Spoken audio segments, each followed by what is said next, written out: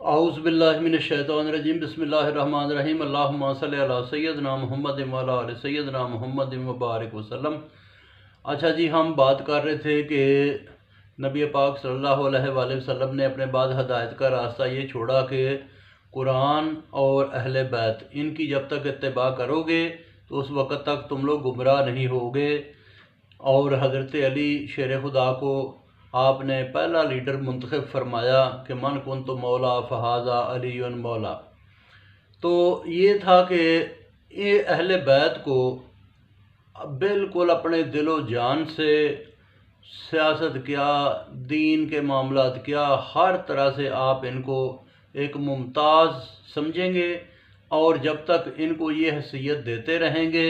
تو تب تک تم لوگ گمراہ نہیں ہوں گے۔ لیکن پھر یہ چیز خراب ہو گئی جو ہے نا یزید ملعون کے دور میں۔ اب یہ ہے کہ کربلا کی جو ہے نا کربلا کا جو دل خراش واقعہ پیش آیا، اس سے سبق کیا کیا ملتے ہیں۔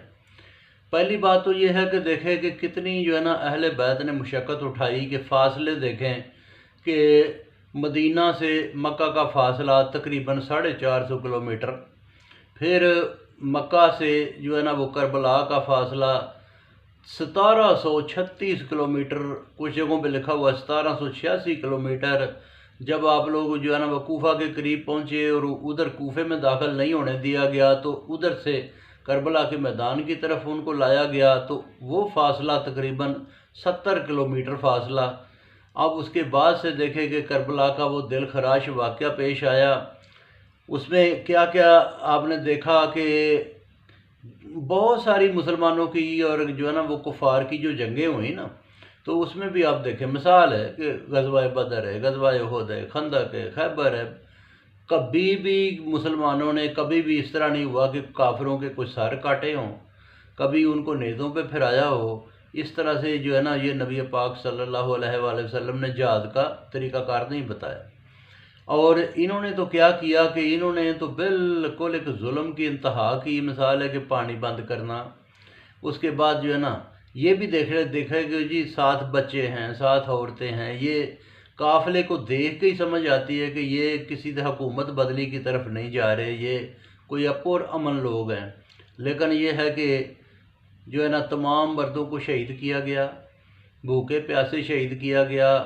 پھر اس کے بعد جو ہے نا وہ خیموں کو جلایا گیا۔ اب جب خیمے جلائے گئے تو یہ لوگ اس میں بیان نہیں کرتے، لیکن بہت نقصان ہوئے۔ جتنے کوئی جو ہے نا ان کے جتنی بھی اہل بیت کے کوئی کاغذات تھے، جو بھی تحریریں تھیں، جو بھی کوئی زمینوں کے جو بھی کوئی ان کے باہمی معاملات تھے، وہ ساری کی ساری جل کے راکھ ہوئیں۔ کس طرح سے قرآن مجید تھے ان کے پاس، جو سارے جلے ان خیموں میں۔ اس کے بعد جو ہے نا جتنے نوادرات تھے، جو نبی پاک صلی اللہ علیہ وآلہ وسلم کے جو باقی چیزیں تھیں، آپ کا لباس مبارک، کافی ساری چیزیں، وہ ساری جو ہے نا وہ چیزیں ان میں سے اکثر و بیشتر جل گئیں۔ تو یہ ہے کہ بالکل جو ہے نا ان کو ایک طرح سے جلا کے